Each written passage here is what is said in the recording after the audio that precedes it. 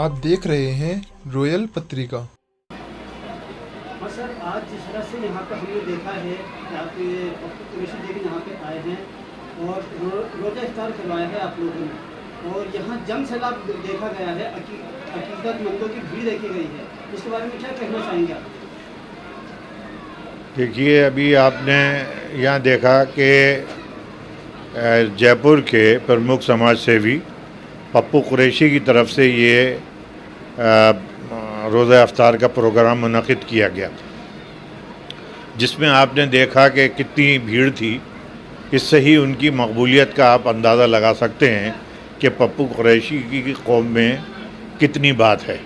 उनके इफ्तार पार्टी में लोग सैलाब की तरह से उमड़े। और जहाँ तक सवाल है, ये रमज़ान का आखिरी अशरा है, इसकी अपनी अहमियत होती है, इसलिए भी इज्तिमाई रोज़ा इफ्तारी पे ज़्यादा ज़ोर दिया जाता है। और वैसे भी इस्लाम में इज्तिमाइयत पे ज़ोर दिया गया है, चाहे वो इज्तिमाई नमाज हो, चाहे वो इज्तिमाई रोज़ा इफ्तार हो, चाहे इज्तिमाई शादियाँ हों, इन पर ज़ोर दिया गया है कि जिसमें आवाम ज़्यादा से ज़्यादा शरीक हों और ज़्यादा से ज़्यादा फ़ायदा उठा सकें। राजस्थान के वज़ीर आला हैं श्री अशोक गहलोत साहब, इस वक्त मुस्लिम कम्युनिटी को लेके कुछ खास तवज्जो नहीं दे रहे हैं। क्या कारण रहा इसका कि एक तो इन्होंने उसको कैंसिल करवा दिया मुस्लिम छात्रावास को, और जुनैद और नासिर की जो हत्या है उस पर किसी तरह का कोई ठोस कदम नहीं उठा पा रहे हैं। इसमें मैं अशोक गहलोत जी को तो कम कसूरवार मानता हूँ। इसमें हमारी कमज़ोरी, हमारा कोई ऐसा कायद नहीं है जो अपनी बात को अच्छे ढंग से सरकार के सामने पेश कर सके। 2% लोग जो हैं, 2% आबादी वाले लोग जो हैं, वो जो चाहते हैं वो होता है, और हम 16% या 18% हैं, फिर भी हमारी बात नहीं सुनी जाती। इसकी वजह यही है कि हम लोग किसी एक को अपना लीडर नहीं मानते। अगर कोई तैयार भी होता है, जिसके कौम की हमदर्दी जिसके दिल में हो और वो खड़ा होगा, तो उसकी लोग मुखालफत शुरू कर देते हैं। आप देखिए, किसी भी बोर्ड में या किसी पार्टी में या किसी में उसकी कम्युनिटी का कोई नेता अगर चुना जाता है या उसे नॉमिनेट किया जाता है, तो उसकी पूरी कौम उसके साथ खड़ी होती है और बड़े बड़े इश्तहारात में और अखबारात में उसके लिए विज्ञापन जारी किए जाते हैं कि उसकी तारीफ़ के लिए। लेकिन अगर मुसलमान को कोई बड़े ओहदे पे या कहीं पेश किया जाएगा तो वो उसकी बुराई दूसरे दिन से ही शुरू कर देते हैं। ये हमारी कमज़ोरी है। नेता बनते तो हैं नहीं, बनाए जाते हैं, पैदा थोड़ी होते हैं नेता। ओवैसी जो राजस्थान में आ रहे हैं, उनकी जो पार्टी है वो क्या कुछ खास कर पाएगी यहाँ? मैं समझता हूँ यहाँ ओवैसी का कोई ऐसा बड़ा किरदार नहीं रहेगा, सिवाय इसके कि वोट काटे, चाहे वो आप पार्टी हो चाहे ओवैसी की पार्टी हो।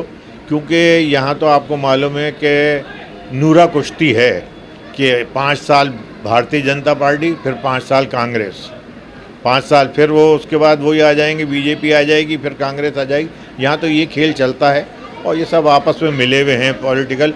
हमें तो अपनी हालत अगर सुधारनी है तो हमें खुद कुछ ना कुछ करना पड़ेगा। जब तक हम इन लोगों का मुंह देखेंगे उस वक्त तक कोई चीज़ नहीं होगी। अभी आपने छात्रावास की बात करी, तो छात्रावास के लिए ठीक है, छात्रावास में भी आप देखिए अलग अलग ढंग से लोग अलग अलग चला रहे हैं कंपेनिंग।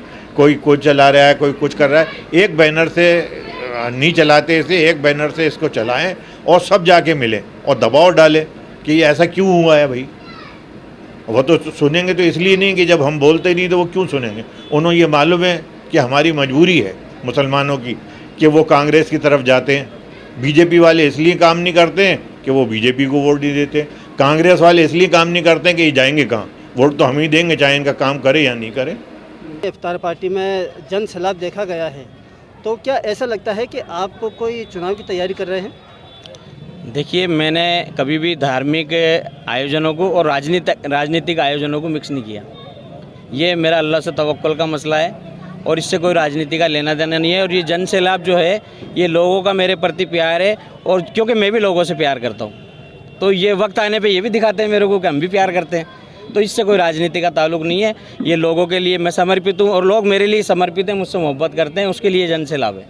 हमने यहाँ पे देखा है कि आप वैसे तो कांग्रेस का विरोध करते हैं, लेकिन कांग्रेसी कार्यकर्ता भी यहाँ पे आए हैं, नहीं कि वो लोग भी आपसे काफ़ी प्यार करते हैं? देखिए, मैं कांग्रेस का विरोध कभी नहीं करता। मैं चेहरों का भी विरोध करता हूँ।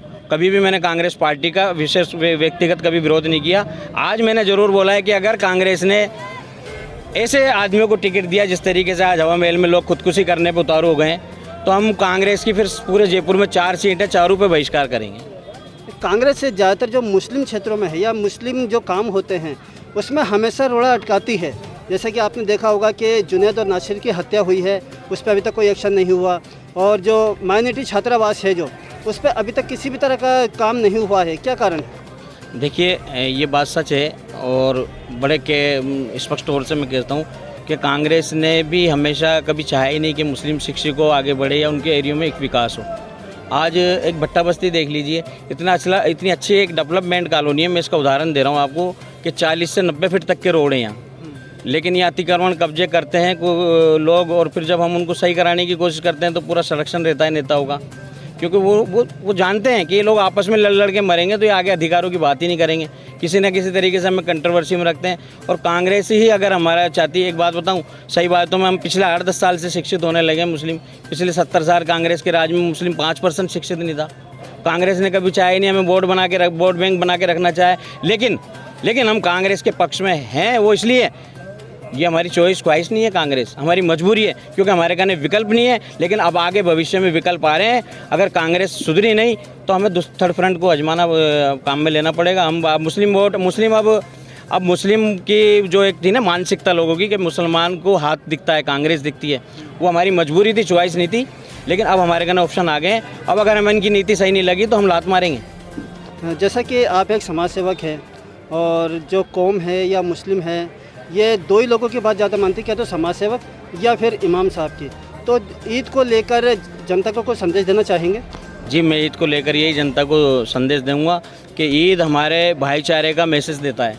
और ईद का त्यौहार एक ऐसा त्यौहार है कि उसमें अल्लाह ताला को हुक्म है कि दुश्मन से भी गले मिल के उसको बधाई दो और उसको गले मिलो। तो मैं मानता हूँ ईद का दिन ऐसा है कि हमें किसी से भी, चाहे कोई भी जाति का हो, धर्म का हो, या देश में कोई भी कुछ भी अराजकता फैला रहा हो, हमें ईद अमन और अमान से भाईचारे का मैसेज दे के मनानी है और एक दूसरे से गले मिल के मनानी है। चाहे वो किसी भी जात का हो, किसी भी धर्म का हो, हमें अपना भाईचारा और संयम बना के रखना है और हमेशा सबसे मिलजुल के रहना है। यही मेरा ईद पे सबके लिए संदेश है।